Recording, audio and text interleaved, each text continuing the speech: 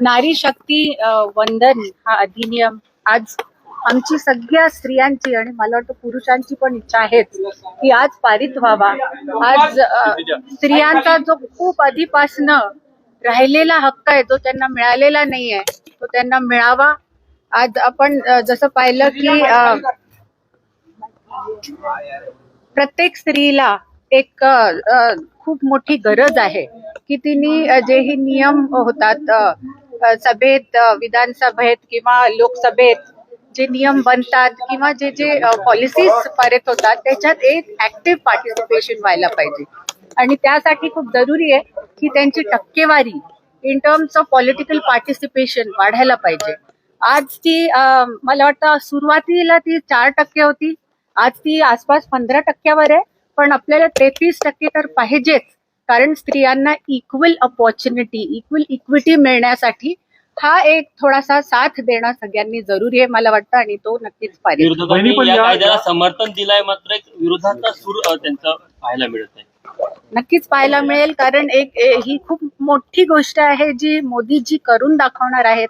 आता क्रेडिट खायला किंवा त्याला डिनाय करून मोदीजी कसे ह्या गोष्टी सांगतात आणि करू नाही शकत हे दाखवायला लोक अपोज करतीलच, पण मोदीजी भक्कम आहेत, त्यांच्या मागे सर्व स्त्रिया उभ्या आहेत आणि तुमच्यासारखे पुरुष पण आहेत. तर मला वाटतं नक्कीच आज पास होणार आहे. विरोधकांनी याला 2029 ची तयारी म्हटलेला आहे. याच्या टायमिंगला घेऊन जे आहे ते प्रश्नचिन्ह उपस्थित केलेला आहे. राजकीय स्वार्थ या बिलच्या मागे असल्याचा आरोप केला जातो.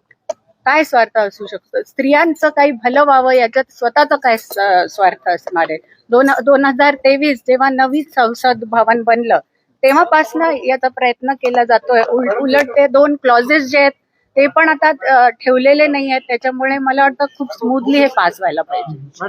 मॅडम एक प्रश्न असा आहे, काही ठिकाणी बातम्या तुम्ही वाचल्या असेल, कॉर्पोरेट जिहाद संदर्भामध्ये काही ठिकाणी बातम्या तुम्ही वाचल्या असतील. नाशिकमध्ये TCS कंपनीमध्ये ज्या पद्धतीनं प्रकार झालाय, कॉर्पोरेटमध्ये तुम्हीही 1 दशक 1.5 दशकापेक्षा जास्त काम केलेलं आहे, या प्रकाराकडे तुम्ही कॉर्पोरेट क्षेत्रातल्या प्रतिनिधी म्हणून कसं बघता? नाही, मला खूपच असं खराब वाटतं आणि खेद आहे की कॉर्पोरेट्समध्ये हे होत आहे आणि काही प्रमाणात जेव्हाही हे होतं, माझ्या वेळेस पण मी जेव्हा ऍक्सिस बँकेत होती तेव्हा अशा केसेस माझ्या पुढे झालेल्या आहेत आणि विसिल ब्लोईंग होऊन त्या मुलांना प्रॉपर त्याच्या अगेन्स्ट लीगल ऍक्शन झालेली आहे, कॉर्पोरेट ऍक्शन झालेली आहे. तर मला वाटतं असं काही झालं तर ते झाल्या आपल्याला विसिल ब्लोईंग करणं जरुरी आहे, समाजाला हे सांगणं जरुरी आहे, आपल्या सिनियर्सना सांगणं जरुरी आहे, त्याच्यानेच हे बंद होणार पुढे जाऊन. काय नेमकं झालं होतं? तुम्ही ऍक्सिस बँकेत होता, काही अनुभव तुम्ही सांगू शकता? नाही, अनुभव म्हणजे तेच थोडं स्त्रियांना आपल्या पोझिशनचा इफेक्ट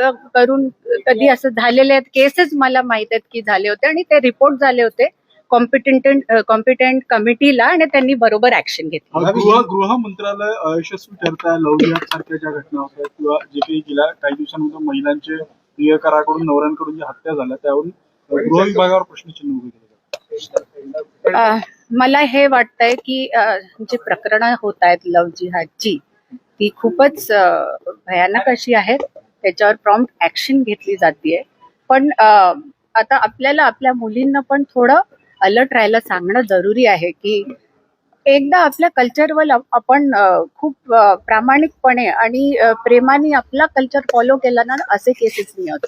आपले स्वतःचे जी यूथ आहे ना ती कन्फ्युज्ड आहे आज कुठे जावं, त्यांना बॅकिंग नाही आपल्या स्वतःच्या पुराणांची, वेदांची. आपण का नाही त्यांना कल्चर बनवत आपल्या प्रकारे?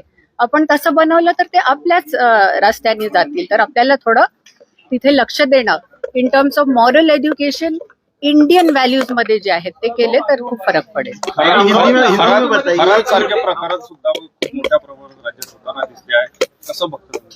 ते तर मी आधीच बोललीये की हे भयानक प्रकरण आहे.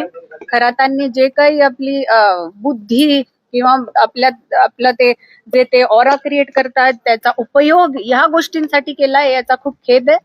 आणि स्त्रिया पण त्याच्या बळी पडल्या, वनरेबल स्त्रिया, याचं पण दुःख वाटतंय आणि याच्या अगेन चांगली ऍक्शन चालू आहे, प्रॉम्प्ट ऍक्शन चालू आहे आणि त्यांना कडक अशी शिक्षा व्हावी ही प्रत्येक स्त्रीच्या मनातनं विनंती आहे. आणि अमरावतीला जे घटना पुढे आलेली आहे त्यामध्ये जे आहे ते सुरुवातीला आकडे मोठे सांगण्यात आले. विशेषतः माजी खासदार नवनीत राणांसारख्या व्यक्तीकडनं जवळपास 180 मुली जे आहेत ते हिंदूच असल्याचा त्यांनी दावा केला होता. मात्र प्रत्यक्षामध्ये जे आहे ते तपासामध्ये ज्या मुली आढळून आल्या ते फक्त मुस्लिम मुली आढळून आल्या. त्यामुळे त्यांच्या या वक्तव्यात समर्थन करता का? नाही, रिअली सॉरी, मला नवनीत राणांचा हा काय केस आहे मला माहित नाहीये, पण मी चेक करीन आणि पुढच्या वेळेस याच्यावर रिप्लाय करू. बताइए महिला